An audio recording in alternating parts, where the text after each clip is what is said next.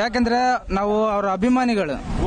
ಯಾಕಂತಂದ್ರೆ ಬಳ್ಳಾರಿ ಜೈಲಿ ಬಿಟ್ಟು ಬೇರೆ ಜೈಲಿ ಹಾಕ್ಬೋದಾಯ್ತು. ಯಾಕಂದ್ರೆ ನಾವು ಬಳ್ಳಾರಿ ಜೈಲಲ್ಲಿ 6 ವರ್ಷ ಇದ್ದರು.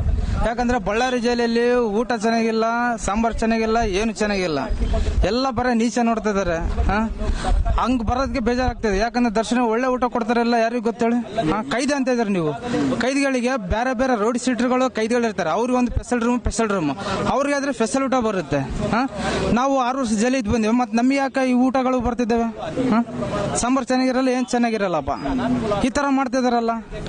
ನಮ್ ದರ್ಶನ ಅವ್ರು ಚೆನ್ನಾಗಿರ್ಬೇಕಂತಂದ್ರೆ ಮತ್ತೆ ನಾವು ಹೇಳಲೇಬೇಕಾಗುತ್ತಲ್ಲ.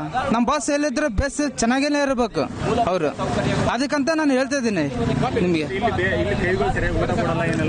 ಕೈದಿಗಳಿಗೆ ಸರಿ ಊಟ ಕೊಡಲ್ಲ. ಯಾಕಂದ್ರೆ ದರ್ಶನ ಅವ್ರು ಬಳ್ಳಾರಿ ಬರ್ತಿದಾರಲ್ಲ, ನಾನು ಅವ್ರ ಫ್ಯಾನ್ಸ್, ನನ್ನ ಬಳ್ಳಾರಿ ಬರ್ತಿದಾರೆ. ನಮ್ ಬಾಸ್ ಚೆನ್ನಾಗಿ ನೋಡ್ತಿದಾರಲ್ಲ, ಯಾರಿಗೂ ಗೊತ್ತು. ಇನ್ನ ಬೇರೆ ಕೈದಿಗಳಿದಾರೆ ಒಳಗಡೆ, ರೌಡಿ ಸೀಟರ್ಗಳು, ಮೈಸೂರು, ಬೆಂಗಳೂರು 6 ರೋಡ್ ಸೀಟರ್ಗಳಿದಾವೆ. ಅವರು ಬೇರೆ ಬೇರೆ ರೂಮ್ ಕೊಟ್ಟಿದ್ದಾರೆ. ಅವ್ರಿಗೆ ಸ್ಪೆಷಲ್ ಊಟ ಬರಕತ್ತಿದ್ದಲ್ಲ. ನಡೀತಿದಾವೆ. ಗಾಂಜಾ ಮಾರ್ತಾರೆ, ಬೀಡಿ ಸಿಗರೇಟ್ಗಳು ಮಾಡ್ತಾರೆ. 1 to ಡಬಲ್ ರೇಟ್ ಇಲ್ಲಿ. ಯಾಕಂದ್ರೆ ತಂದ್ಕೊಡೋದು ಯಾರಲ್ಲ, ವಾರ್ಡನ್ಸ್, ಸೂಪ್ರೆಂಟ್, ಜೈಲರ್ ಅವರೇ ತಂದ್ಕೊಡೋದು ರೊಕ್ಕ ಕೊಟ್ರಾಗಿನ. ನಾವು ಒಂದು ಕೇಸಲ್ಲಿ ಒಂದು ಏರಿಯಾದಲ್ಲಿ ಒಂದು ಗಲಾಟೆ ಆಯ್ತು. ಗಲಾಟೆಯಲ್ಲಿ ಒಬ್ರು ಡೆತ್ ಆದ್ರು. ಆ ಡೆತ್ ಇಲ್ದ ನಾವು ಒಳಗಡೆ ಹೋದ್ವಿ. 6 ವರ್ಷ ಇದ್ವಿ. ಎಲ್ಲ ತಂದ್ಕೊಡೋದು ವಾರ್ಡನ್ಸ್, ಸೂಪ್ರೆಂಟ್, ಜೈಲರ್ಸ್. ಅವ್ರು ದುಡ್ಡು ಕೊಟ್ರಾಗಿನ ಏನೋ ತಂದ್ಕೊಡ್ತಾರೆ. ಮತ್ತೆ ಕೈದಿಗಳನ್ನ ಬಡಿತಾರೆ. ವಾರಕ್ಕೊಂದು ಟೈಮ್ ದುಡ್ಡು ಕೊಡ್ಬೇಕು. ಮತ್ತೆ ಒಳಗಡೆ ರೌಡ್ ಸೀಟರ್ಗಳಿದಾರೆ ಅಲ್ಲಿ ಒಳಗಡೆ. ಅವರು ಸೂಪ್ರೆಂಟ್ ಹತ್ರ ಮಾತಾಡ್ತಾರೆ, ತಿಂಗಳಿಗೆ ಇಷ್ಟು ಕೊಡ್ತೀವಿ, ನಮ್ಗೆಲ್ಲ ಫ್ರೀಡಮ್ ಕೊಟ್ಬಿಡು, ಒಂದು ಟಿವಿ ಕೊಟ್ಬಿಡು. ಈಗೂ ಅದೇ ತರ ಇದೆ, ಏನು ಮಿಸ್ಟೇಕ್ ಇಲ್ಲ.